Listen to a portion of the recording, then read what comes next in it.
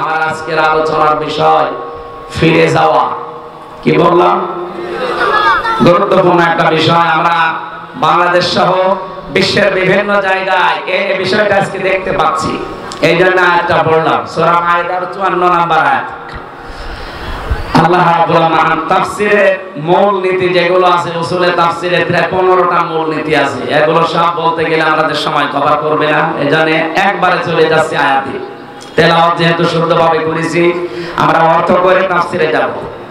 আল্লাহ ডাক দিয়েছেন, ইয়া আইয়ুহাল্লাযীনা আমানু, ওহে যারা ঈমানের দাবি করো, মাইয়ারতাদ্দা মিনকুম আন দীনিহি, তোমাদের ভেতরে কেউ যদি আল্লাহর দ্বীন থেকে ফিরে যায়, ফাসাউফা ইয়াতিল্লাহু বিকওমিন, অতি শীঘ্রই আল্লাহ এমন একটা জাতি, এমন একটা দল তোমাদের উপরে তৈরি করে দেবেন, ইউহিব্বুহুম ওয়া ইউহিব্বুনাহু, যারা আল্লাহকে ভালোবাসবে আল্লাহ তাদেরকে ভালোবাসবেন।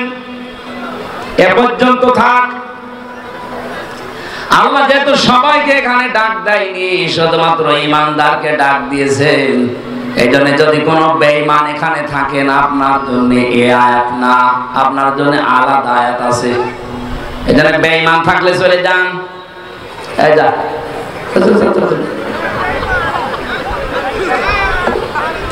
চলে যান, বেঈমান থাকা লাগবে না। যেটা উঠবে এখন থেকে মনে করবেন ওটা আর ঈমানদার নেই, ওটা কি? যেহেতু আল্লাহ শুধু ঈমানদারকে এখানে ডাকলেন, শুধু ঈমানদার যেতে পারে না, আমাদেরকে আল্লাহ ডাক দিয়েছেন মাইয়ারতাদ্দা মিনকুম, তোমাদের ভেতরে যে বা যারা কোন ব্যক্তি যদি আন দীনিহি, আল্লাহর দ্বীন থেকে, ইয়ারতাদ্দা শব্দ আছে তাফসীরে ইবনে কাসিরের ভেতরে পেয়েছি, ইরতিদাদ শব্দের শাব্দিক অর্থ হচ্ছে হক থেকে বাতিলের দিকে ফিরে যাওয়া। এই বাংলাদেশে আগস্টের 5 তারিখের পর থেকে আমরা অনেকের চরিত্র দেখতে পাচ্ছি, ওরা আল্লাহর দ্বীন থেকে, ইসলাম থেকে, হক থেকে ফিরে চলে যাচ্ছে বাতিলের দিকে, কিন্তু যাওয়ার সময় একটা দোষ দিয়ে যাচ্ছে। আল্লাহকে তো দিতে পারে না, আল্লাহর পথে যারা চলে তাদের চরিত্রের উপরে। সারা বাংলাদেশ যেহেতু ঘুরছি, আমি দেখছি অনেকেই কিন্তু চলে যাচ্ছে। যাওয়ার সময় বলছে আমরা ইসলামী দলগুলো আজ পছন্দ করি না, তাদেরকে আজ পেছনে থাকি না, রায় দেই না, ভোট দেই না। যাই বলেন একটাই কারণ, তাদের এই দোষ আছে। কোন দোষ?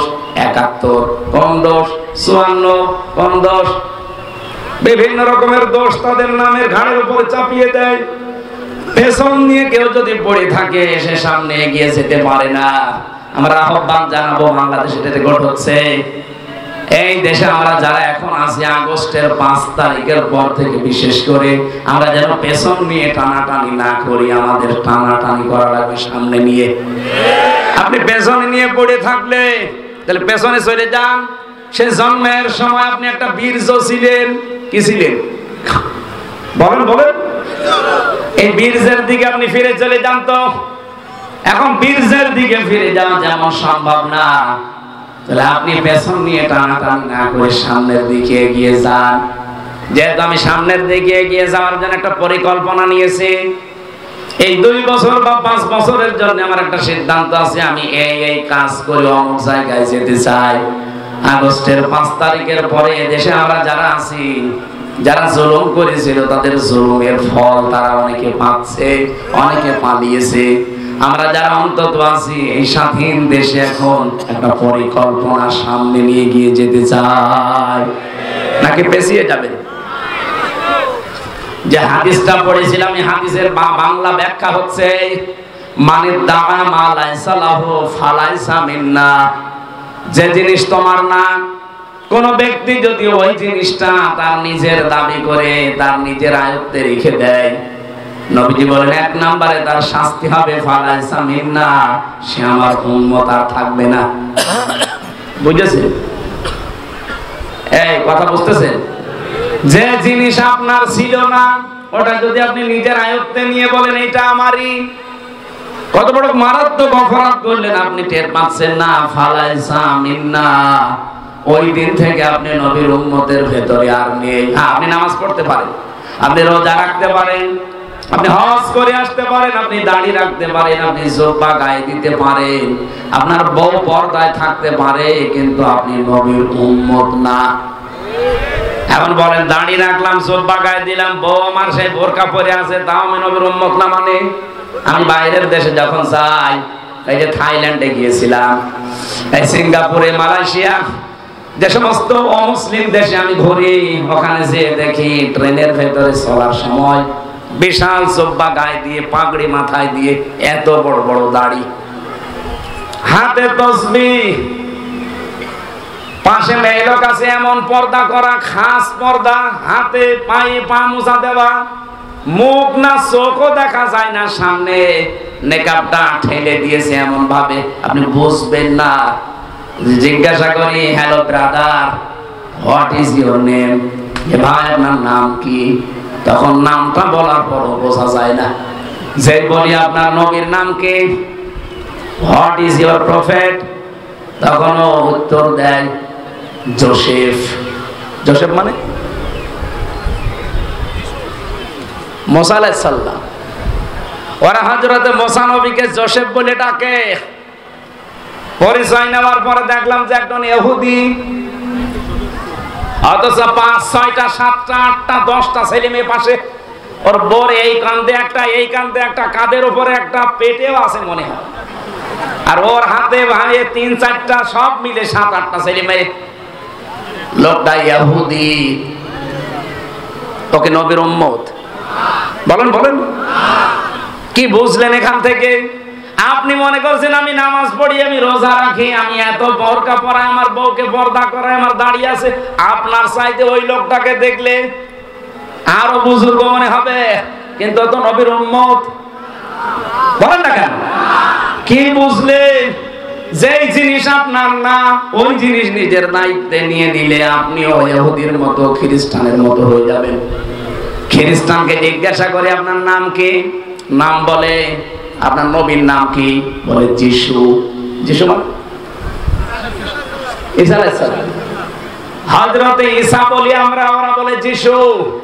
আপনার চাইতে ওর পর্দা, ওর পুশিদা, ওর দাড়ি, ওর পাগড়ি, ওর হাতের তসবিহ, ওর জুব্বা অনেক বড়, কিন্তু আমাদের নবীর উম্মত। আরো জোরে। তাহলে হাদিসের প্রথম শাস্তি কি পেলেন? যে জিনিস আপনার না, ওটা যদি আপনি নিজের দায়িত্বে নিয়ে নেন, আল্লাহর কসম, ফালাইসা মিন্না, আপনি নবীর উম্মত আর নেই। এখন আপনি নিজের সাথে মিলান, যে জিনিস আপনার না, আপনি কি ওই জিনিসের দাবি করেন? না মানে কত মানুষ এখানে পরকীয়া প্রেম করেন, যারা, যার বউর সাথে আপনি লাইন করেছেন, ওই বউ কি আপনার? অথচ আপনি নিজের বউ বলে চালিয়ে দিচ্ছেন। নাকি লাইনে নেই? এখানে অনেকে বসে আছে, বাড়ি যে আবার গল্প আরম্ভ করবে আল্লাহর নামে। সুতরাং এই মুহূর্তে তওবা করেন, যে জিনিস আপনার না, ওই জিনিস আপনি নিজের আয়ত্তে নিতে পারবেন। আগস্টের 5 তারিখের পর একটা জিনিস আমরা দেখেছি, যে জিনিস যার না, অনেকেই সেই জিনিস দখল করে নিজের আয়ত্তে নিয়ে নিয়েছে। এটা হয়তো স্বার্থের আয় এখনো শুরু হয়নি। বলেন, কেউ ঘাট দখল, কেউ মাঠ দখল, কেউ ঘের দখল, কেউ বাড়ি দখল, কেউ দোকান দখল, অনেকে কত কিছু আলাউদ্দিনের সেরা পেয়ে গেছে। মনে করছে যে বাবা শাহজালাল সব হালাল। আরে ভাই, হালাল হতে পারে, কিন্তু আপনি তো নবীর উম্মত থেকে বের হয়ে গেছেন। মোদি যেমন নবীর উম্মত না, আপনিও নবীর উম্মত নেই। মোদি মরে গেলে যেমন জানাজা নেই, কবর নেই, আপনিও মরে গেলে জানাজা নেই, কবর নেই। এই জন্য মাঝখানে আপনি শব্দের দিকে খেয়াল করে করে হাদিসটা পড়েন, মানিদ্দা মা লাইসা লাহু ফালাইসা মিন্না। যে জিনিস আপনার দখলে ছিল না, জোর করে যদি নিজের আয়ত্তে নিয়ে নেন, ওই দিন থেকে আপনি নবীর উম্মত আর নেই। আমি তো দেখতে পাচ্ছি বাংলাদেশে বহু মানুষ এখন নবীর উম্মত থেকে বের হয়ে চলে গেছে। যারা অন্যের জিনিস দখল করে নিয়েছেন, চাঁদাবাজি করে হোক, ছিনতাই করে হোক, চুরি করে হোক, দখলবাজি করে হোক, যেভাবে হোক, ওটাকে ফেরত দেওয়া লাগবে। ফেরত দেবেন কিনা বলেন তো? এটা রেকর্ড হচ্ছে, সাতক্ষীরাবাসী বলেন ফেরত দেবেন কিনা? জবাব দেন। যার জিনিস নিয়েছেন ওটা আপনার না, ওটা ফেরত দেবেন কিনা বলেন? আপনাদের এলাকায় এখন শুরু হয়নি, এজন্য জবাব দিচ্ছেন না। যারা নিয়েছেন ফেরত দেবেন কিনা বলেন? আমি জানি আপনারা এই কথা মানতে পারবেন না, আরো চাচ্ছে। হাদিসের দ্বিতীয় ব্যাখ্যা হচ্ছে এই লোকটা যেন জাহান্নামে নিজের একটা স্থান তৈরি করে নিল। কত কঠিন কথা আপনি চিন্তা করতে পারেন যে জাহান্নামে আপনি টিকিট কেটে বরাদ্দ করে রেখেছেন, মরবেন আর ওই টিকিটে বসে জাহান্নামে চলে যাবেন। সাতক্ষীরাবাসী কোরআনের জন্য, ইমানের জন্য বাংলাদেশের 64 জেলার তুলনায় আপনাদেরকে বাংলার মানুষ একটু বেশি ভালো। কোনো কারণে আপনাদের টাকা পয়সা বেশি আছে এই জন্য না, এর চাইতে টাকা পয়সার মালিক চট্টগ্রামের মানুষ বেশি। আপনাদের চাইতে চট্টগ্রাম সিলেটের মানুষের টাকা পয়সা সম্পদ আরো বেশি, আপনাদের কিনে ফেলতে পারবে, কিন্তু ওদের কাছে এই ইমানটা নেই। যেই কষ্টটা সহ্য করে আপনারা 15.5 বছর টিকে আছেন, এরকম কষ্ট বললাম বাংলার 53 জেলার কেউ করে নাই। সুতরাং এই কষ্টটা আপনারা টিকে রাখবেন। কারো জিনিস জোর জবরদস্তি করে দখল করে নেবেন না। হ্যাঁ, কোন জিনিস যদি আপনার ছিল, হাত ছাড়া হয়ে গেছে, কেউ নিয়ে নিয়েছিল, ওটা যদি আপনি ফেরত পান, ওটা আপনি ফেরত পেলে অসুবিধা নেই, তাহলে আপনি এই শাস্তির আওতামুক্ত থাকবেন। এই যে ইসলামী ব্যাংক মনে করেন যাদের ব্যাংক তারা ফেরত পেয়েছে নাকি? ইসলামী ব্যাংকে আপনার বাবা, আপনি ফতোয়া দেন কোন কারণে?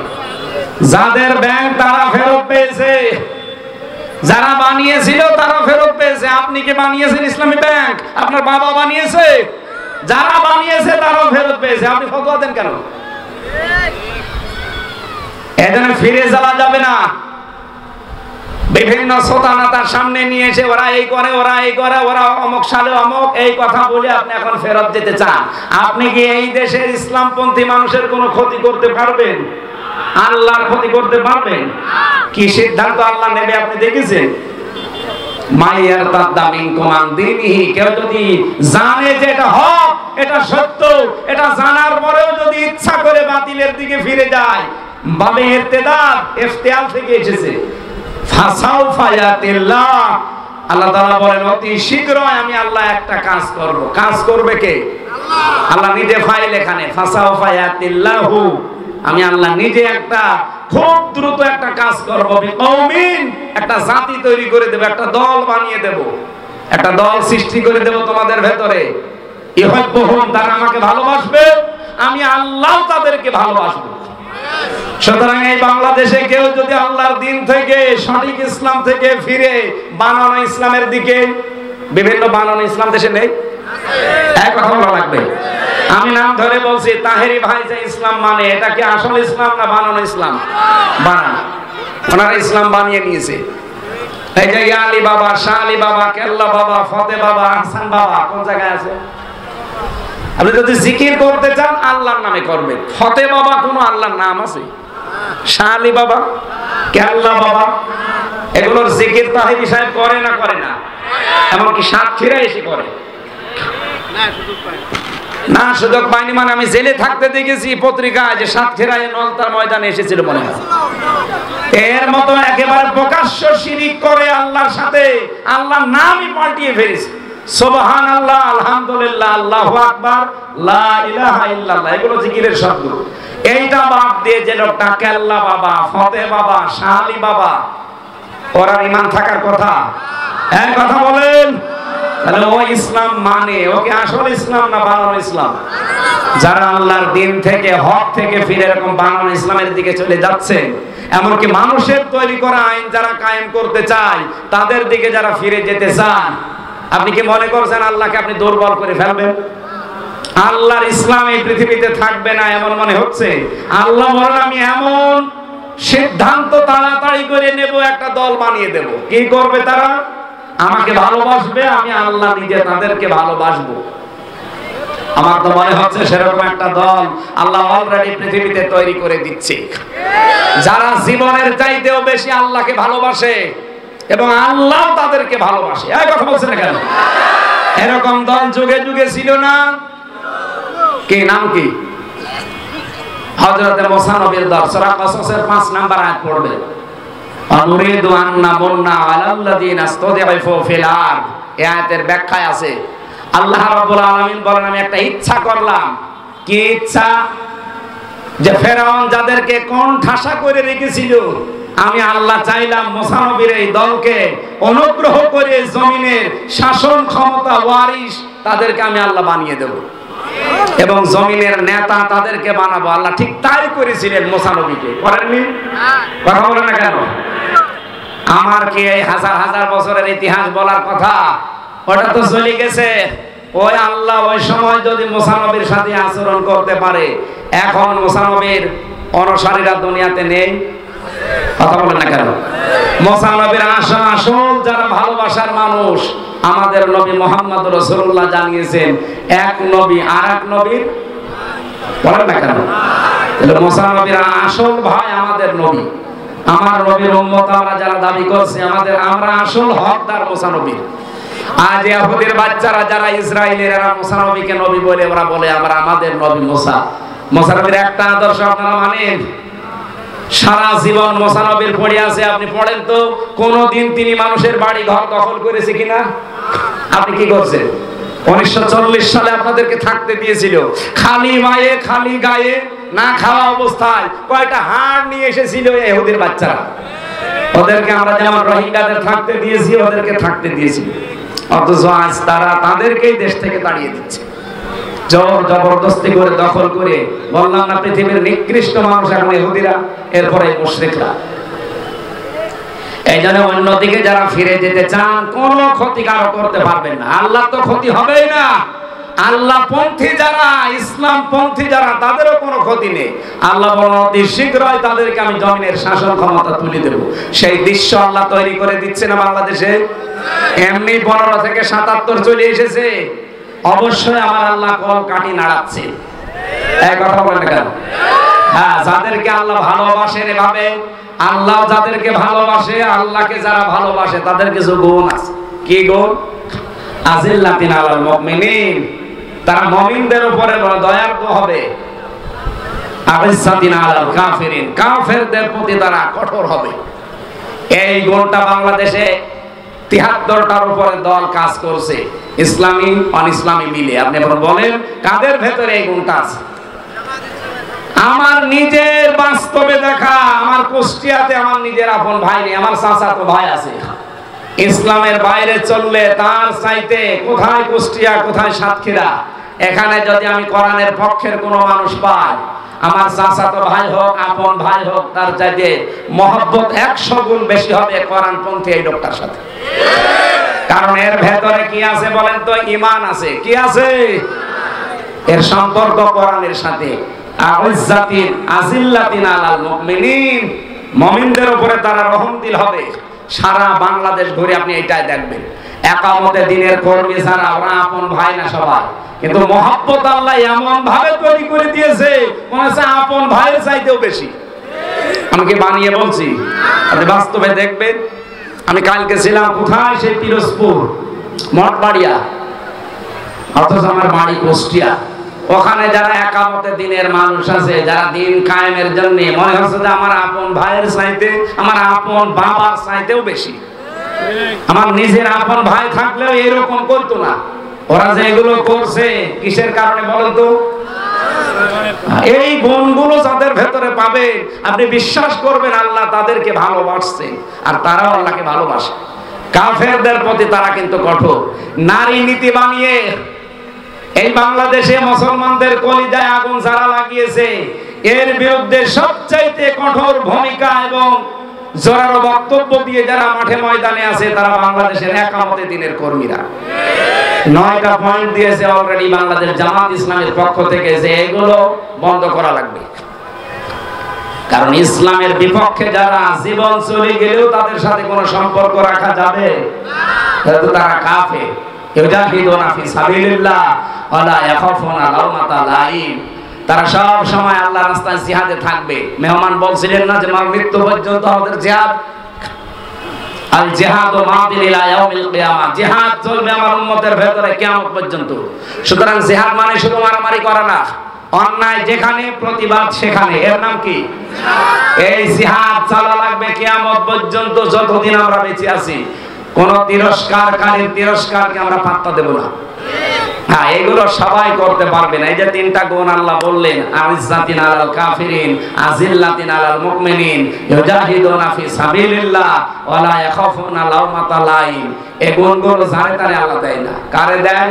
যালিকা ফাদলুল্লাহ ইউতিহি মাইয়াশা। এটা আল্লাহর অনুগ্রহ, আল্লাহ যাকে চায় তাকে দেয়।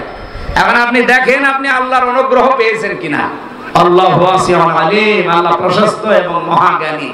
আল্লাহ এই আয়াতটার উপরে আমাদের প্র্যাকটিক্যাল লাইফ যেন তুলে দেন, বলেন আমিন। মা বোন যারা এসেছেন, শুধু নামাজ পড়া, রোজা রাখা, কালো বোরকা পরার নামই ইসলাম না। আপনাদের জন্য সবচেয়ে গুরুত্বপূর্ণ, আমার মনে হয় বাংলাদেশের মেয়েরা যদি জাহান্নামে যায়, স্বামীর অবাধ্যতার কারণে যাবে বেশি। এক কথা বলছে দেখেন, সাহাবায়ে কেরামের স্ত্রীদের জীবন পড়ে দেখেছি, তারা জান্নাত পাওয়ার পেছনে কারণ এটা ছিল নামাজ রোজা। খাদিজাতুল কুবরার জীবন পড়েননি, জীবনে এক ওয়াক্ত নামাজ পড়েনি, একটা রোজা রাখেনি, জীবনে একটা টাকা তিনি মানে যাকাত দেননি, হজ করেননি, একটা দিন পর্দা থাকেননি। কারণ এই বিধানগুলো সব নাযিল হয়েছিল তার ইন্তেকালের পরে।